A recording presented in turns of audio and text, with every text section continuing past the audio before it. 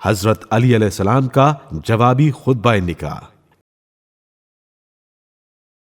ابن مردویہ کہتا ہے کہ اس کے بعد رسول خدا صلی اللہ علیہ وآلہ وسلم نے حضرت علی علیہ السلام سے ارشاد فرمایا کہ تم بھی خطبہ پڑھو۔ پس حضرت علی علیہ السلام نے یہ خطبہ پڑھا۔ تعریف ہے اس خدا کے لیے جو حملہ کرنے والے سے قریب ہوا اور جس نے اس سے سوال کیا اس کے نزدیک ہوا۔ جو اس سے ڈرتا ہے اس کے لیے جنت کا وعدہ کرتا ہے اور اسے آگ سے ڈراتا ہے جو اس کی نافرمانی کرتا ہے۔ ہم اس کی حمد اس کی نعمتوں کے لیے کرتے ہیں۔ یہ حمد اس کے لیے ہے جو جانتا ہے کہ یہ اس کا خالق ہے، اس کو مارنے والا ہے، اس کو جلانے والا ہے، اس کی خطاؤں کا اس سے سوال کرنے والا ہے۔ ہم اسی سے ہدایت چاہتے ہیں، اس پر ایمان لائے ہیں اور وہی ہمارے لیے کافی ہے۔ ہم شہادت دیتے ہیں کہ کوئی خدا نہیں ہے، اس معبود کے سوا کوئی اس کا شریک نہیں ہے۔ یہ ایسی شہادت ہے جو اس تک پہنچتی ہے، اس کو راضی کرتی ہے۔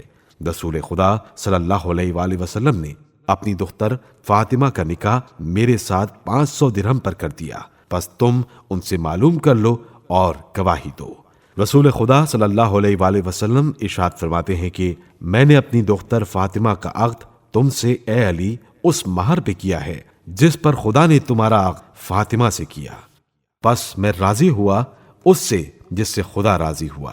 بس تو کیسا اچھا داماد اور ساتھی ہے، اور تیرے لیے یہی کافی ہے کہ میری یہ رضا وہی ہے جو خدا کی ہے۔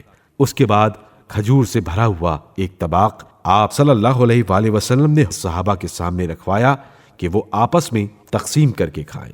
عقد کے بعد رسول خدا صلی اللہ علیہ وآلہ وسلم کے حکم سے حضرت علی علیہ السلام بازار سے کچھ چھوارے، کچھ گھی اور کچھ پنیر لے آئے۔ حضرت صلی اللہ علیہ وآلہ وسلم نے ایک قسم کا کھانا جس کو سرید کہتے ہیں تیار کروایا اور حضرت علی علیہ السلام سے فرمایا جو مسلمان ملیں انہیں بلا لاؤ۔ چنانچہ وہ کھانا پہلے تو مسلمانوں کو کھلایا گیا، پھر ایک پیالہ بھر کر حضرت علی علیہ السلام کو دیا گیا اور دوسرا پیالہ حضرت فاطمہ سلام اللہ علیہا کو بھیجا گیا۔ جو بچ گیا وہاں موجود افراد میں تقسیم کر دیا گیا۔ جب سب لوگ اٹھ کر چلے گئے تو آپ صلی اللہ علیہ وآلہ وسلم اندر تشریف لائے اور حضرت فاطمہ سلام اللہ علیہا کو اپنے پاس بلایا۔ اس وقت وہ شرم سے پسینہ پسینہ ہو رہی تھیں۔